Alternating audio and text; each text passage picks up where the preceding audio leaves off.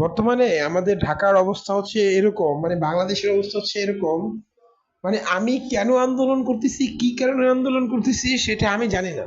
But আমি আন্দোলন করতেছি। মানে আমি যে আন্দোলন করতেছি সেই আন্দোলনের দাবিগুলো কি যৌক্তিক, আমি কি কোনো যৌক্তিক বিষয় নিয়ে আন্দোলন করতেছি, সেটা কেউ বিবেচনা করে না। তারা হুট করে যা হোক তারা চলে আসে সচিবালয়ের সামনে, তারা চলে আসে ফার্ম শাহবাগে, তারা চলে আসে এই উপদেষ্টার ইসে বাসভবনের সামনে। ভাই, আপনি যে আন্দোলন করতেছেন, কি নিয়ে আন্দোলন করতেছেন? মানে আপনি পরীক্ষায় ফেল করছেন, আপনি পড়াশোনা করেন নাই, আপনি আন্দোলন করতেছেন। মানে আপনাদের উচিত কি জানেন? আপনাদের উচিত হচ্ছে গার্ডিয়ান সহ আইনা তারপরে পিটানো। গার্ডিয়ান সহ আইনা তারপরে আপনাদের পিটানো উচিত। মানে পড়াশোনা করেন নাই, মানে বছরে একবার বই ধরে দেখেন নাই, পরীক্ষায় ফেল করে এখন আন্দোলন করতেছেন পাশ করাই দেওয়ার জন্য। মানে লজ্জা করে না? লজ্জা হওয়া উচিত আপনাদের মতো স্টুডেন্টদের। লজ্জা হওয়া উচিত। আপনাদেরকে শুধু তারা না, পিটানো না, আপনাদের পা মানে পায়ের গিরায় গিরায় পিটানো উচিত।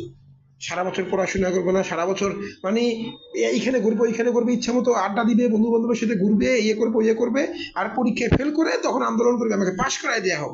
লজ্জা করে না? আরে বাপ মার সহ লজ্জা করা উচিত। বাপ মা সহ আইন না, এখানে বাপ মার সামনে পিটানো উচিত, যে বাপ মা দেখুক তার সন্তান কতটা নষ্ট হয়েছে, তার সন্তান কতটা নষ্ট হয়ে গেছে সেটা দেখে।